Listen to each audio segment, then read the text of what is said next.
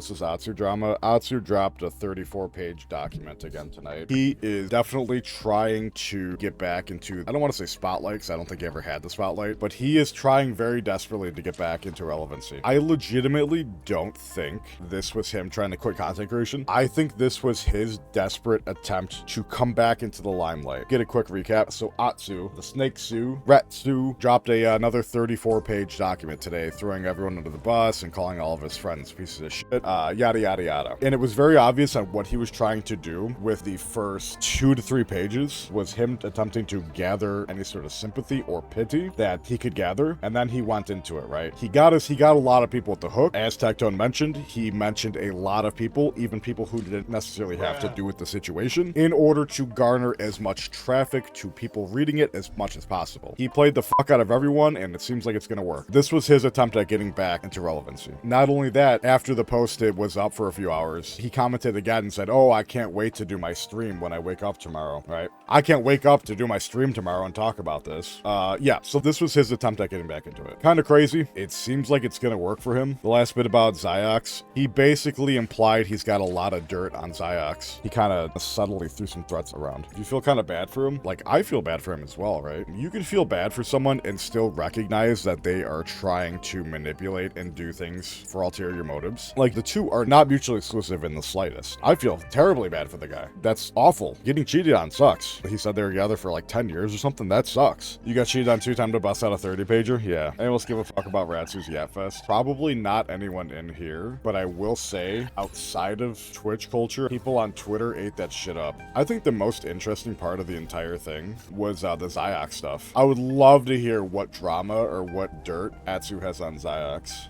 I would love to hear. And I am of the opinion that I think, like I said earlier, that this was obviously a pretty big ploy to like kind of re-kickstart his career after it got not have been like streaming for so long. He put that at the end with the Xiox stuff and left it ambiguous for a reason, because he knows that people are going to focus on that and people are going to talk about that. Right? He knows what he's doing with that article, right? So there is a specific reason why he opened with, oh, my life is falling apart, I am suicidal, my wife left me. That's what we call the hook, right? In literature or YouTube, something to hook you in, to draw you in, to care about the situation, right? Pretzel? Yeah, I agree. It was structured in a particular way. Exactly. I can't speak too much about the middle because I don't know about literary devices with like middle. But then in the end, he sort of like kind of left us on a cliffhanger, right? Left us wanting more. Like, oh, what is he talking about? He has dirt on Xiox that could like ruin his career. What does that mean? Like, whoa, we need to talk about this more. What's going on? Oh, the mystery, the speculation. So it like someone just said, it was structured very specifically and very interestingly. The hook that only the brain delicate community gets stuck on. Oh, 100%. I mean, even me too. Like I'm decently empathetic, right? Like I read that and I was like, oh, damn, that fucking sucks, man. Like as someone who's been cheated on in a lot of the relationships I've been in, I'm like, oh wow, that fucking blows. I feel that. I feel sorry for him. Felt like an end credit scene for a Marvel movie. Yeah, true. It'll be interesting the next few days to see what happens, because he's obviously going to stream in like the next like maybe 6 to 10 hours. I'm very curious to see the discourse around when he starts streaming tomorrow. It's going to be very fucking interesting. Xiox actually did some fuck shit. He's being ambiguous, hiding it. A bigger fall on Atsu's side. Oh, 100%. One of the big talking points of that doc was, I don't know if you guys remember, but he said he knows about like sexual assault in like the voice actor industry, right? Like within the Genshin voice actors, like he has information regarding some sexual assault that happened with the voice actors, right? Am I crazy? There's no way I'm like just making that up out of the blue. That was said. Okay, that's actually fucking insane. Those were 2 different, yeah, they're 2 different things, don't get me wrong. They're 2 different things, but he knows about things like that, and he's not actively talking about that, right? If you know about and you have proof about things like that, and you're not talking about them and bringing them to light, I'm not gonna say you're just as bad as the people that have committed the sexual assault, but you are more on their side than the victim's side. Sorry to make it black and white like that, but if you know about some sort of sexual assault and you're not talking about it or bringing the issues to light or bringing the perpetrator creator delight, you're just as bad. And that's like one of the things I respect the fuck out of Tectone for. Tectone will call that shit out. He's not afraid of being the bad guy. He's not afraid of being the person to stir the pot, to bring things from light, to talk about issues that need to be talked about. A lot of content creators are afraid to talk about hard-hitting situations like that because they don't want to get canceled or they don't want to lose their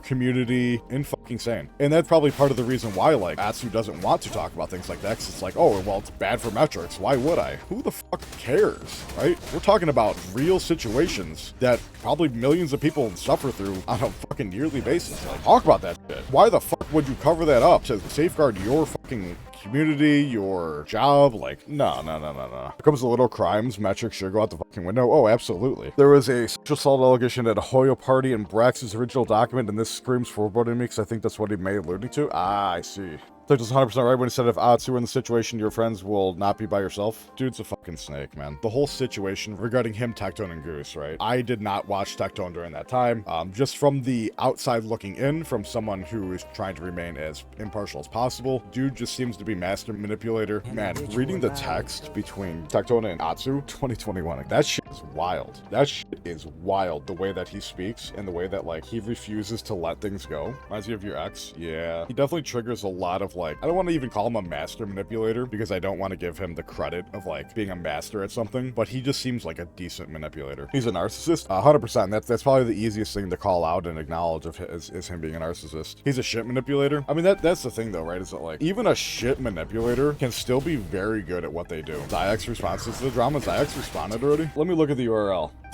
Fuck you. Good job, chat. I mean, I only clicked on it just because I wanted to hear it. I know that URL. Can't get that one past me. They're going after Pink too. I will say the only reason they started going after her was because she commented. Not that that's okay, but because she commented on the post, she was like, hey, you know, you're the same person who defended Enviosity for being a piece of shit, right? I'm not trying to infer anything, but they did go in on Pink. It is very fucked up that they did because she has done nothing wrong in this entire situation. 1,000,000 fucking percent. Just absolutely fucking insane. Bob's chat was sitting on Tectone when Bob first started the stream. Bob is a very interesting chat. From the few times that I've watched, I swear, like, it changes depending on, like, the time of day that you're in there. They got Atsu overestimates his intelligence. Atsu seems like the type of person that no matter the room he's in, he thinks he's the smartest person in the room. He could be in the room with Albert Einstein, Stephen Hawking, and all the greatest little geniuses of our time, and he would still think he's the smartest person in the room. When in reality, intelligent people can recognize when other people are around them that are actually fucking smarter than them. Actual intelligence is realizing all of the shit you don't know, right? This is going to be a very crazy reference. You guys remember Flowers for Algernon? You guys remember that book? It's been a minute since I've read it. Long story short, a mentally handicapped person gets this, like, scientific drug that they're testing. It, like, raises your IQ by, like, a ridiculous amount. So he goes from being regarded or mentally handicapped to being, like, a genius. And if I'm remembering the book right, because he's so fucking smart, he's, like, super fucking depressed and wants to go back to being stupid. If I'm remembering it right, I think that was, like, the gist of it, right? Like, being smart is, like, so fucking depressing because he wanted to go back to being, like, dumb, right? Is that how it happened, or am I making shit up? Anyway, it's not exactly like a 1-for-1 on, like, the point I was trying to make, but kind of my point in, like, I don't know. I don't know where I was going with that. Yeah, fuck Atsu. Subscribe.